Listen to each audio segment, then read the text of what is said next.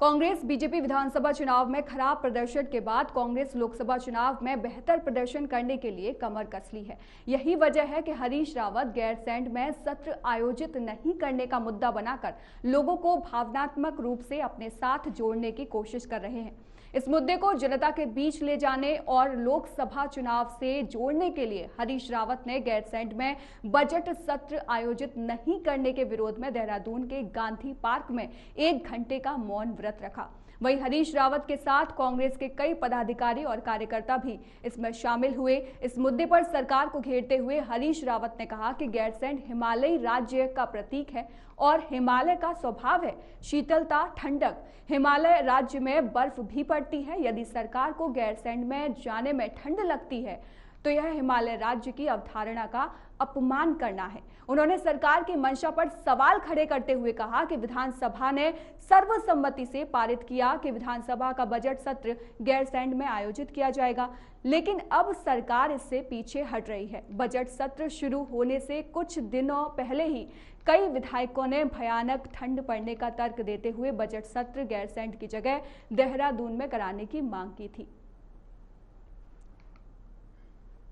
ये देखिए, गैरसैंण हिमालयी राज्य का प्रतीक है, एक शब्द प्रतीक शब्द है।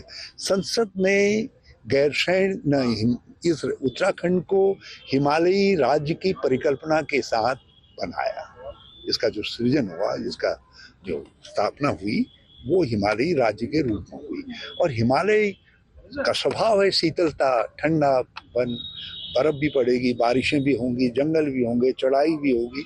तो यदि सरकार को गैरसैंण जाने में ठंड लगे तो इसका मतलब है आप हिमालयी राज्य की अवधारणा का अपमान कर रहे हैं। और फिर खुद विधानसभा ने सर्वसम्मति से प्रस्ताव पारित किया कि जो बजट सत्र हैं वो भविष्य में गैरसैंण में होंगे, और आप निरंतर गैरसैंण से भाग रहे हैं। गैरसैंण में एक पत्थर भी आपने नहीं लगाया, कोई विकास का काम नहीं किया। तो इन सब चीजों के खिलाफ ये चीजें जो है दुख पहुंचाने वाली हैं। देखिए, गैरसैंण का जहां तक बात है, मैं अनेकों बार आपसे बता चुका हूं, मैं दोहराना चाह रहा हूं कि माननीय विधायक गणों के द्वारा जिस प्रकार से लिखित में अध्यक्ष विधानसभा जी को एक प्रतिवेदन दिया गया कि आप ये वाला सत्र देहरादून में करें, उनकी भावनाओं का सम्मान करते हुए सरकार ने निर्णय लिया कि हम लोग ये सत्र देहरादून में करेंगे। और उस पत्र में कांग्रेस के विधायक भी, निर्दलीय विधायक भी, अन्य विधायकों के भी सिग्नेचर थे। तो स्वाभाविक रूप से सरकार माननीय सदस्यों का, जो विधानसभा के माननीय सदस्य हैं, उनका स्वाभाविक रूप से उनका सम्मान करती है। उस आधार वहीं इस पर विस्तार से चर्चा करने के लिए हमारे साथ बीजेपी प्रवक्ता हनी पाठक जुड़ गए हैं। हनी जी, आप बताइए, हरीश रावत ने तो आरोप लगा दिया है, आप क्या कुछ कहेंगे इस बारे में? देखिए, अभी माननीय वित्त मंत्री श्री प्रेमचंद अग्रवाल जी का अभिभाषण भी आपने सुना होगा, सभी जनता ने सुना है, जिसमें उन्होंने स्पष्ट रूप से कहा है कि सभी विधायकों का हस्ताक्षर किया गया था और उनकी बातों को रखा गया। उन विधायकों में कांग्रेस के भी विधायक थे और माननीय हरीश रावत जी की सुपुत्री श्रीमती अनुपमा रावत जी के भी सिग्नेचर हैं। तो क्या उन्होंने अपनी सुपुत्री से ये नहीं पूछा कि तुमने साइन क्यों किया, ये हिमालय की भावना से छेड़छाड़ हो रही है? ये सारी चीजें उनको अपनी सुपुत्री से भी पूछनी चाहिए थी। दूसरी बात, हरीश रावत जी जैसे वरिष्ठ नेता इस तरीके की बातें करते हैं और इतिहास भूल जाते हैं। वो स्वर्गीय इंदिरा हृदय जी का शायद शब्द भूल चुके हैं कि ठंड बहुत है, हम वहां पर सत्र के लिए नहीं जा सकते। तो वो स्वर्गीय इंदिरा हृदय जी से उस समय क्यों नहीं बोले? ये जितना भाषण और ये मौन व्रत ये अब रख रहे हैं, उस समय अगर ये वाकई जनता के हित की बात सोच रहे होते और गैरसैंण की भावना को समझ रहे होते तो निश्चित तौर पर तब इनको जननायक और उत्तराखंड का जनप्रिय नेता माना जाता, जब ये खुद उस समय स्वर्गीय इंदिरा हृदय जी से पूछते कि क्यों तुम वहां पे ठंड के लिए जाने को मना कर रहे हो, ठंड तो होती ही है। लेकिन ये कहते हैं ना, आरोप लगाने की कांग्रेस की आदत है, ये ताना बाना बुनते हैं और कोई भी हथकंडा अपनाते हैं। किसी भी प्रकार की दलगल राजनीति को किस तरीके से करना चाहिए वो कोई इनसे सीखे, और इनकी इसी दलगल राजनीति के कारण ही बड़े बड़े इनके दिग्गज नेता इनको छोड़कर, कांग्रेस को छोड़कर हमारी भारतीय जनता पार्टी की रीति नीति से खुश होकर हमारी पार्टी में शामिल हो रहे हैं। तो इनकी आंखें अब भी नहीं खुल रही है। इनको अपनी आंखें खोलने की बहुत ज्यादा आवश्यकता है, क्योंकि ये क्या बोलते हैं इनको पता ही नहीं। और दूसरी बात, अब हरीश रावत जी को गैरसैंण याद आ रहा है। माननीय हरीश रावत जी, आपके चैनल के माध्यम से मैं उनसे एक सवाल पूछना चाहती हूँ कि जब वो सत्ता में थे तो गैरसैंण का कितना विकास उन्होंने कर दिया था। अस्थायी, स्थायी तो छोड़िए, अस्थायी राजधानी भी उसको घोषित नहीं कर पाए थे। तब इनका दुख और दर्द कहाँ गया था। ये सारी चीजों का आकलन हरीश रावत जी को करना चाहिए। हनी जी, आप हमारे साथ बने रहिए। वहीं पर हमारे साथ कांग्रेस प्रवक्ता भी जुड़ गए हैं, उनसे भी बातचीत करेंगे। मथुरा भक्त जोशी जी, बीजेपी का कहना है कि एन वक्त पर ही आपको क्यों याद आती है मौन व्रत रखने की?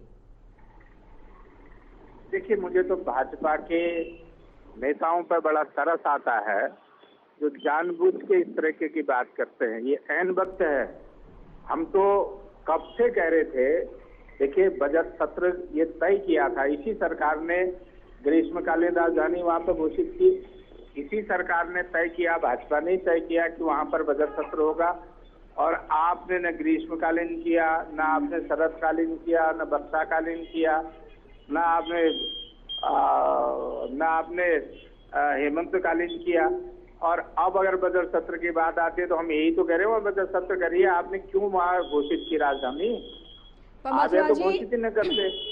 मथुरा जी, उनका आरोप तो ये है ना कि उस कमेटी में जहां पे अनुमति ली गई उसमें आप लोगों के सदस्य भी शामिल थे, फिर मौन व्रत रखने का क्या यहाँ पर मामला आता है? फिर इनको जानकारी नहीं है, कौन सी कमेटी में कह रहे हैं, या पहले जानकारी पुख्ता करने कौन सी कमेटी है वो? गैरसैंण की जब बात छिड़ी है मथुरा जी, गैरसैंण की जब बात छिड़ी है तो उन्होंने बोला कि कांग्रेस पहले तो सहमति दिखाती थी। झूठ बोलते हैं, कह रहा हूं मैं, झूठ बोलते हैं। देखिए, मेरे जैसे बुजुर्ग व्यक्ति से इस तरह के सवाल में मत पूछा करिए, और मैं इस तरह के भाजपा के नेताओं का जवाब भी नहीं। झूठ बोलने का क्या मतलब? आप बताइए, अभी तक कोई सलाह मशवरा विपक्ष से नहीं की गई, विपक्षी नेताओं को नहीं बुलाया गया। अब इससे बड़ी बात क्या कहूँ? आप मेरे से उम्मीद कर सकते हैं मैं झूठ बोलूंगा चैनल में? मैं इतने सालों से राजनीति कर रहा हूँ, मैं झूठ और फरेब या इस तरह की बात कभी चैनल पे न करता हूँ, न मैं पसंद करता हूँ। और जो आपकी जो कार्य मंत्रणा समिति है, उससे विपक्ष के दोनों सदस्यों ने इस्तीफा दे रखा है। और उस इस्तीफा देने के बाद उनसे ये नहीं पूछा गया, नेता प्रतिपक्ष और सबसे वरिष्ठ सदस्य प्रीतम सिंह जी हैं, उनसे ये नहीं पूछा गया आज तक कि तुमने इस्तीफा क्यों दिया। भाई, क्या गलती होगी, क्या बात करनी है, क्यों नाराज हो रहे हो? ये एक शिष्टाचार होता है कि नहीं होता है? ठीक है मथुरा जी और हनी जी, आप दोनों का बहुत बहुत शुक्रिया एएमबी नेटवर्क से जुड़ने के लिए। हमारे साथ पवन दीक्षित, हमारे संवाददाता, लगातार हमारे साथ जुड़े हुए हैं।